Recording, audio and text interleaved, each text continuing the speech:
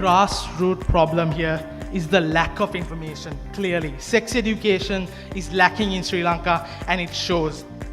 To eradicate this problem, gender equality must be inculcated among children from a very young age.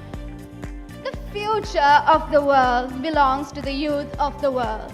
And it is from the youth and not from the old that the fire of life will warm and enlighten the world. As it was said by Tom Mann, we, the youth, is the hope of the future, and the fate of the future solely depends on our actions, choices, and our behavior. Since a viable mechanism does exist, I feel that schools should in fact be sanctioned to give their staff training maybe every 6 months on how to identify and deal with children going through abuse. In fact, any professionals that work closely with children need to be educated on this so that they know what to do and when to do it. The first is that children are like wet cement. Once they grow older, they harden and thus can never be changed again. Whatever falls on them makes an impression. And so in the essential part of life that they're changing, they deserve the best and they should be given the ultimate best. How can we tackle violence? We can start with awareness campaigns, so taken on a national level and also taken in Sri Lanka's districts.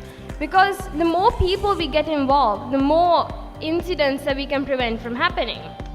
I personally learned to be careful on the internet from my mom and my dad telling me, Puta, there's a lot of creeps on the internet. So I believe that the fundamental responsibility is either teachers or parents or someone who can directly link to children. Why parents shouldn't ban these technologies?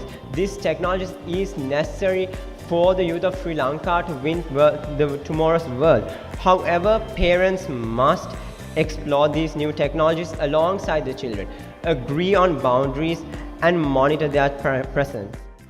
Ladies and gentlemen, by a clear majority, the topic addressing violence, abuse and exploitation and neglect experiences by children and young people is passed.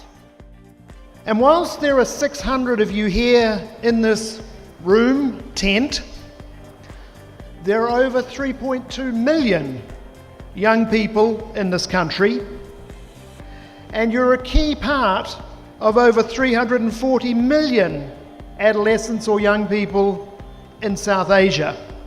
Today, I've listened to many of you talking about the challenges facing you and your peers from your personal perspective. I encourage you to carry on this discussion and engage not only your peers, but people like me with the grey hairs, to challenge yourselves and others to find the solutions to the problems that you are facing, to ensure that the decision makers hear your voice and act in the best interests of young people. We got a lot of closure on a lot of things. It was extremely knowledgeable, informative, and as we left the hall, we felt that about things that we already knew, we understood it way better, and we now can hopefully make a difference in our little own way.